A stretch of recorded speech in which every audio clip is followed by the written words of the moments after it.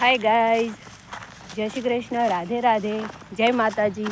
તો જુઓ, ઘણા દિવસો પછી આજે વિડીયો બનાવું છું, કારણ કે હમણાં તો બાજરીના કોમમાં ને કોમમાં એટલા બધા અટવાઈ ગયા હતા ને, એટલે મેં વિડીયો મૂક્યો તો બાજરી વાળતા હતા ત્યારે. અને હવે તમે જુઓ, બધું કામ પૂરું થઈ ગયું ખેતરનું અને હવે અમને વિડીયો બનાવવાનો ટાઈમ મળ્યો.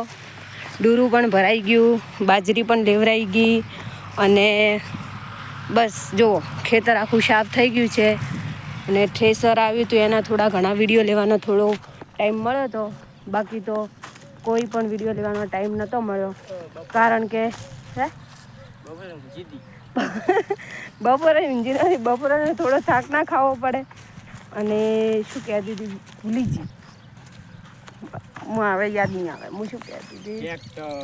શું ટ્રેક્ટર નહીં, હા, કે આટલા ખેતરમાં છે ને અમે ફક્ત 4 લોકો જ હતા કામ કરવાવાળા, એટલે કંઈ વિડીયો બનાવવાનો સમય ના મળ્યો.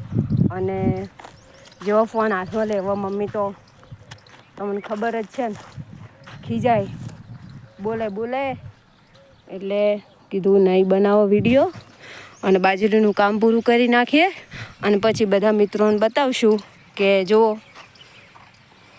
અમારે આટલામાં છે ને કેટલી 17 બોરી બાજરી થઈને. અને જો અમારા દીના કાકાને પણ બાજરી કઢાઈ દીધી છે અને આ બાજુવાળી તો ઊભી છે, હજુ એમને તો હજુ લેવાનું કામ ચાલુ છે.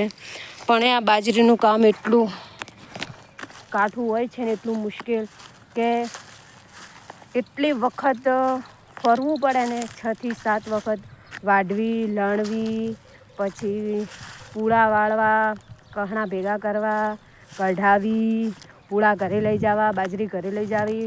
આ પછી સૌથી મુશ્કેલ ડૂરું, જેટલી ખરચ જેટલી કહેડે ડૂરું ભરવાનું. હવે આ ડૂરોને ઘરે લઈ જવાના. અડધા મમ્મી પપ્પાએ કાલ સાંજે ભર્યા હતા, એ અમે ઘરે લઈ ગયા, અને અડધા આજ સવારમાં ભર્યા હતા, એટલે એ હજુ અમારે હવે લઈ જવાના છે. અને જુઓ, બીજું તો અમારી ચીક્કી, આ છે મારો ભાઈ અને હું એને ચીક્કી કહું છું. એને તો ખાજ આવે છે હજુ બાજરીની, મને બી. અને મારે તો ગાઈસ જો તમને દેખાતું નહીં હોય, પણ કપાળમાં ને એવું ખબર નહીં કાળા એવા ડાઘા થઈ ગયા, શું થયું જ ખબર નહીં પડતી. બાજરી વાઢીને લાગે કાળા થઈ ગયા. સુરજ દાદો કઈ કૃપા કરે એમ જ નહીં, કઈ દયા થોડીક તો દયા ખો. શું કેવું મિત્રો? હે એ તો સાચી વાત, કાળા બનાવવાની દયા કરે, બાકી તો કંઈ દયા કરે એમ નહીં. અને બાજરીમાં એમાંય પાછું છે ને કોમ ઝડપી પટાવવાનું હતું, કારણ કે વાતાવરણની તો તમને ખબર જ છે ને, વાયરો અને એવું બધું, ધૂળ એકલી ઉડતી હતી ને બધું હતું એટલે.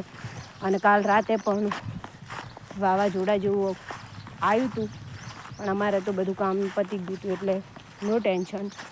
એટલે પછી વરસાદ માવઠું આવી જાય એના કરતાં તો પહેલેથી જ ફટાફટમાં કામ પતાવી દેવું સારું. સાચી વાત ને ગઈ?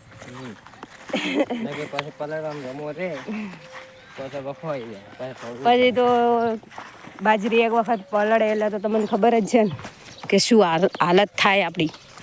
તો ઓકે, તો બીજું ગાઈસ હજુ છે ને મારે તમને મારું શાકભાજી બતાવવાનું છે, કારણ કે જ્યાંના મેં બાજરી લેવાની શરૂઆત કરી ત્યાંના મેં શાકભાજી મમ્મી પગ નહીં મૂક્યો, અને શાકભાજી એવી થી છે ને કે શું એનું દુઃખ અનુભવવું કે એના ઉપર હસવું કંઈ ખબર નહીં પડતી.